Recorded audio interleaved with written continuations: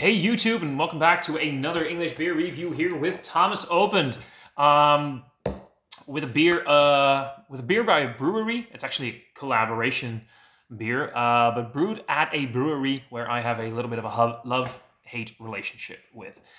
We're talking about Brouwerij de Moersleutel from the Netherlands, in collaboration with Sudden Death Brewing Company from German, and it's their Ich bin ein Bumsmachine.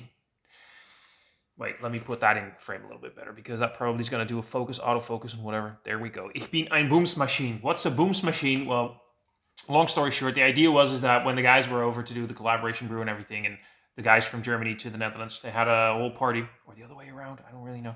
They had a party, there was some celebration going on, and somebody got so drunk that one of the German guys stood on a table and screamed, Ich bin ein Bumsmachine. Well, machine, I don't really have to explain. Booms, well, that would basically be German, like ich booms, I don't know how you really pronounce it, but it's about fornication. Ich bin ein Bumsmachine. I think yeah. I feel connected with this name. I do. We're talking about a 10% ABV Imperial German Chocolate Cake Stout. So the idea is that they did a beer based on those German chocolate cakes. The beer is brewed with water, malted barley, hops, yeast, cocoa nibs, vanilla, and cognac. We brewed this decadent stout in collaboration with our crazy friends from Sudden Death, Germany. It was brewed in Alkmaar, the Netherlands. Now, why do I have a love-hate relationship with this brewery? So my first review ever was a beer from the Moersleutel. I think it was my first review ever. Or was it my second review ever?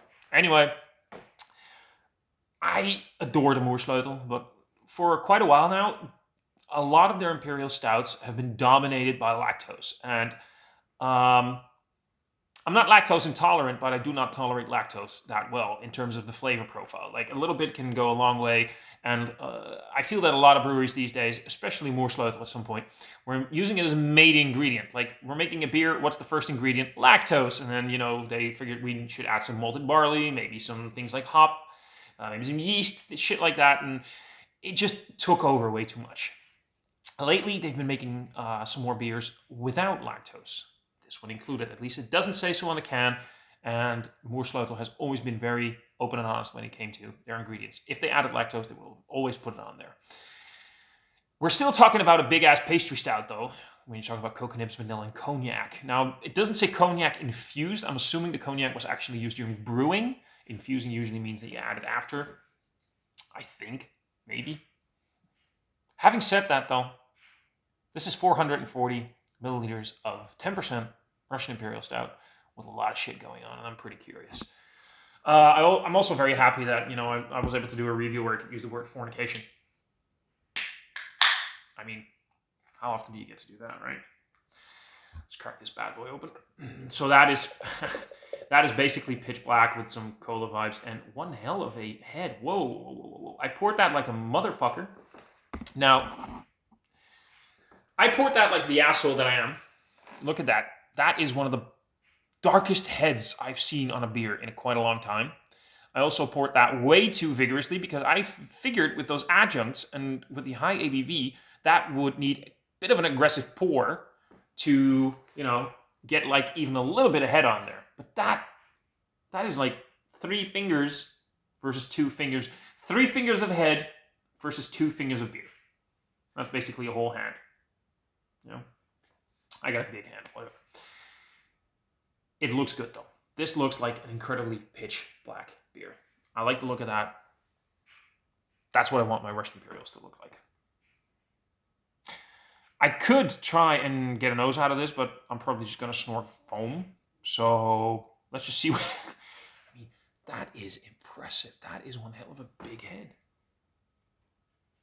I like that. I like the look of that.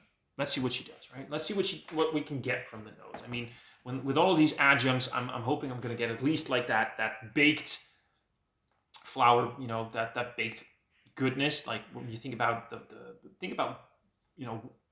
very dark brown bread, baked dark brown bread. I want that big ass malty base.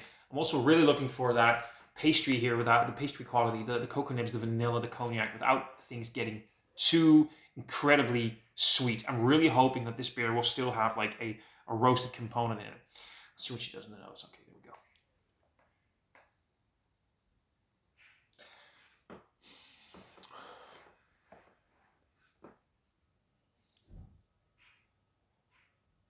So the fun bit is this definitely has like that sort of baked goods quality to it. You do get like the when you if you ever made like whatever, if it goes from bread to like cakes or whatever, there's a certain smell when you're talking about baked goods, right? It does have that. It does have that baked warm quality. That's the weird description, but that's the only thing I can get into it. It is sweet. It smells very sweet.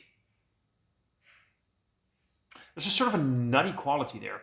Now, for me, there's several breweries have like sort of like a keynote to it, like you can recognize a certain smell and you're like, that's the specific brewery. It does have that Moersleutel quality to it. It is sweet. It doesn't smell very lactose sweet. So I am guessing there really isn't any lactose in here. It does have a big, bold, sweet component.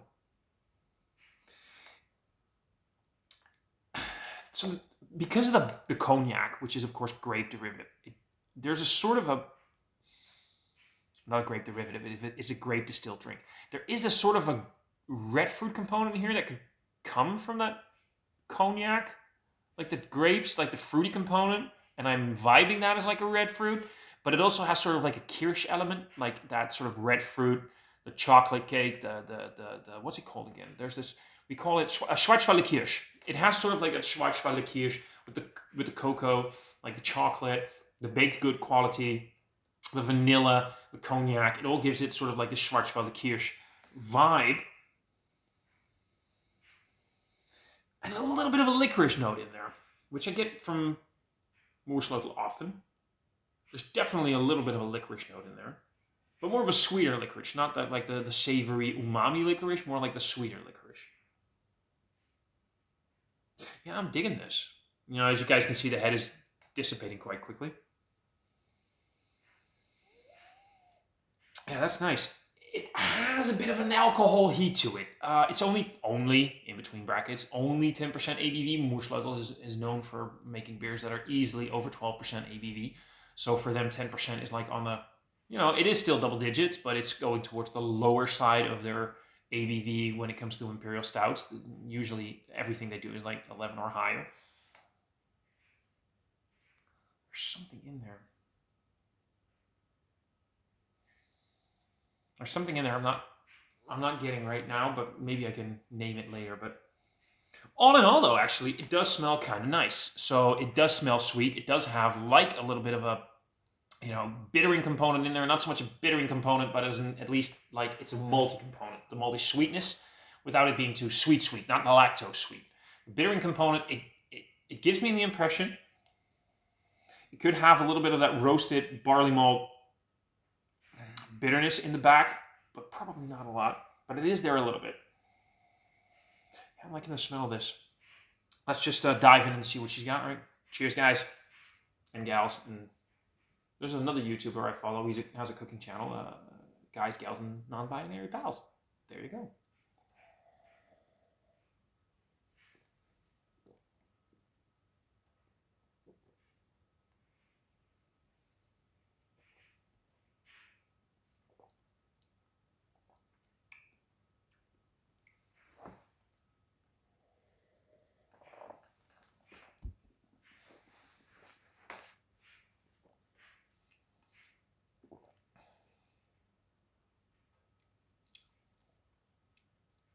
So the first thing that really stands out for me,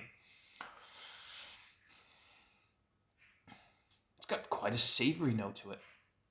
It has that soy sauce, umami, ketchup, you know, savory black licorice thing going on. That's actually the first thing that really stands out. I'm not really getting any cognac. If there's any cognac in here in terms of flavor, it might give it like a little bit of an extra alcohol heat. Not like it's hot, but like a little bit of a oomph.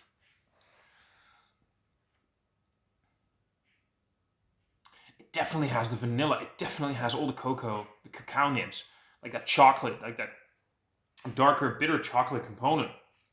And all over that is the sweetness.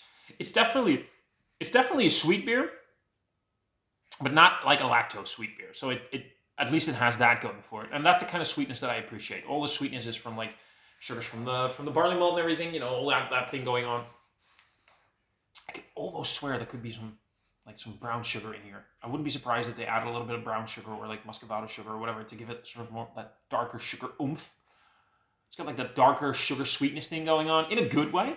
It's still not overpowering because it has a nice balance between that savory note, the sweetness. There's a bit of a bittering component, but it's not that impressive. It's mostly the savory, the sweetness, the thing that I appreciate in the Moersleutel. And still, it's not my favorite Moersleutel ever. It's not the best beer ever. And that is not a knock on Moersleutel, because it's definitely also not their worst beer ever. I mean, they've had a few of those lactose monsters. Grax, the Horn Gobbler, whatever it was, that thing, something like that. That was just, I felt, an abomination.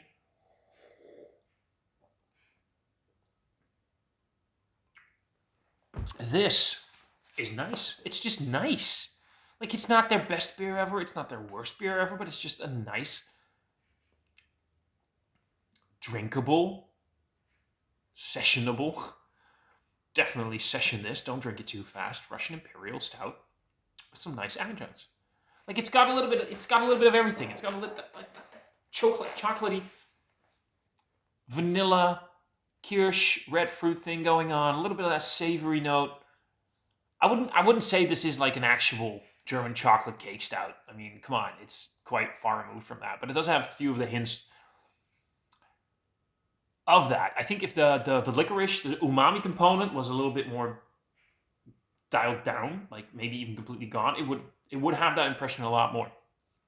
So, long story short, is it a nice beer? It's a very nice beer. Is it a very drinkable beer? It's a very drinkable beer. Would I recommend drinking this beer? Absolutely. Is it a German chocolate cake Imperial Stout?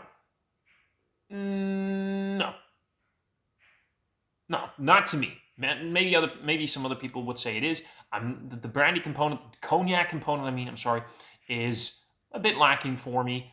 It gives it maybe a little bit of like an extra oomph, but that's it. You don't really get the cognac thing going on.